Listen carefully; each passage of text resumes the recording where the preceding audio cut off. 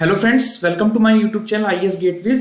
SSC ने junior engineer civil mechanical electrical and quantity serving and contract examination के लिए notification out कर दिया है 2020 एग्जाम के लिए। सो जस्ट आपको दो तीन इंपॉर्टेंट चीजें ब्रीफ करूंगा।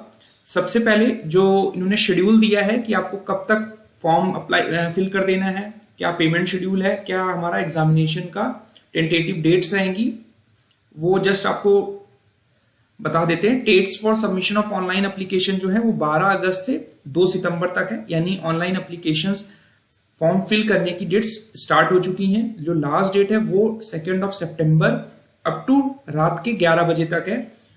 जो ऑफलाइन चालान जनरेट करने की जो लास्ट डेट है वो 2 सितंबर रात के 11 बजे तक है। ऑनलाइन पेमेंट करने के लिए आपको एक दिन का और टाइम दिया जा रहा है। अगर आपने चालान जनरेट किया हुआ है तो उसके हेल्प से आप जो फी पेमेंट कर सकते हो वो 3 सितंबर की रात के 11 बजे तक कर सकते हो, और चालान के थ्रू भी पेमेंट आप वर्किंग आवर्स ऑफ बैंक 3 सितंबर तक कर सकते हो। ठीक है, अगर कोई आपसे मिस्टेक हो जा रही है फॉर्म फिल करते समय, उसके लिए आपका विंडो ओपन हो जाएगा एप्लीकेशन फॉर्म को करेक्शन करने के लिए। सम करेक्शन चार्जेस का ऑनलाइन पेमेंट करके आप वो करेक्शन कर सकते हो 4 सितंबर 23 आवर्स यानी रात के 11 बजे तक। जो इन्होंने टेंटेटिव एग्जाम की डेट दी है, बेसिकली टायर 1 एग्जाम डेट जो है वो नवंबर 2022 दी है। एग्जैक्ट डेट ये अलग से नोटिफाई करेंगे, और जो पेपर 2 कन्वेंशनल डेट है वो फर्दर नोटिफाई की जाएगी। इसमें सबसे इंपॉर्टेंट चीज है जो इन्होंने नोटिफिकेशन इशू किया है डिफरेंट डिपार्टमेंट्स में जो वैकेंसीज हैं, जैसा कि आप देख पा रहे हो यहाँ पर, उसके लिए जो जॉब क्वालिफिकेशन की रिक्वायरमेंट्स है वो थोड़ा सा स्लाइटली मॉडिफाई की है। वो जस्ट हम लोग देख लेते हैं। क्या एज लिमिट आप लोग देख लेंगे। जो हमारी ये हैं qualifications, essential, basically these are the essential qualifications, और एक्सपीरियंस भी इन्होंने ऐड किया है कुछ पोस्ट के लिए। ठीक है, तो junior engineer civil BRO ministry of defence के लिए इन्होंने डिग्री हो आपके पास बैचलर्स की, या अगर आपके पास डिप्लोमा है सिविल इंजीनियरिंग में तो उसके साथ साथ आपको 2 साल का एक्सपीरियंस भी मांगा है इसमें। Planning, execution, maintenance and civil engineering works. यहाँ इंपॉर्टेंट चीज है एंड लिखा हुआ है, इट मींस आपको ए और बी में जो क्वालिफिकेशन मांग रहा है ये दोनों क्वालिफिकेशंस आपको चाहिए। जो सेकंड है junior engineer electrical mechanical branches के लिए, सेम उसमें जो एक्सपीरियंस है वो इलेक्ट्रिकल, ऑटोमोबाइल, मैकेनिकल इंजीनियरिंग का डिप्लोमा होना चाहिए, और साथ साथ 2 इयर्स का प्लानिंग, एग्जीक्यूशन और मेंटेनेंस में एक्सपीरियंस होना चाहिए। ठीक है, यानी 2 साल का एक्सपीरियंस मांग रहा है जिन्होंने 3 साल का डिप्लोमा का कोर्स किया हुआ है बीआरओ के लिए। जूनियर इंजीनियर सिविल सीपीडब्ल्यूडी के लिए सिर्फ और सिर्फ सिविल इंजीनियरिंग का डिप्लोमा मांग रहा है। ठीक है, जूनियर इंजीनियर इलेक्ट्रिकल सीपीडब्ल्यूडी में मिनिमम जो क्वालिफिकेशन है डिप्लोमा इन इलेक्ट्रिकल और मैकेनिकल मांग रहा है। Junior engineer civil central water power research station में डिप्लोमा मांग रहा है सिविल का। इलेक्ट्रिकल और मैकेनिकल में सिमिलरली डिप्लोमा मांग रहा है। Junior engineer civil central water commission में आप देख पा रहे हैं डिग्री या डिप्लोमा दोनों मांग रहा है। इट मींस यहां पर जिन जिन में सिर्फ डिप्लोमा लिखा है इसमें डिग्री वाले स्टूडेंट्स अप्लाई नहीं कर सकते। जहां पर आप अप्लाई कर सकते हो वहां पे इन्होंने क्लियरली मेंशन किया है उस डिपार्टमेंट में कि वहां पर डिग्री भी वाले स्टूडेंट्स भी अप्लाई कर सकते हैं और डिप्लोमा वाले स्टूडेंट्स भी अप्लाई कर सकते हैं। तो यानी जूनियर इंजीनियर सिविल सीडब्ल्यूसी में आपके डिग्री डिप्लोमा दोनों अप्लाई कर सकते हैं।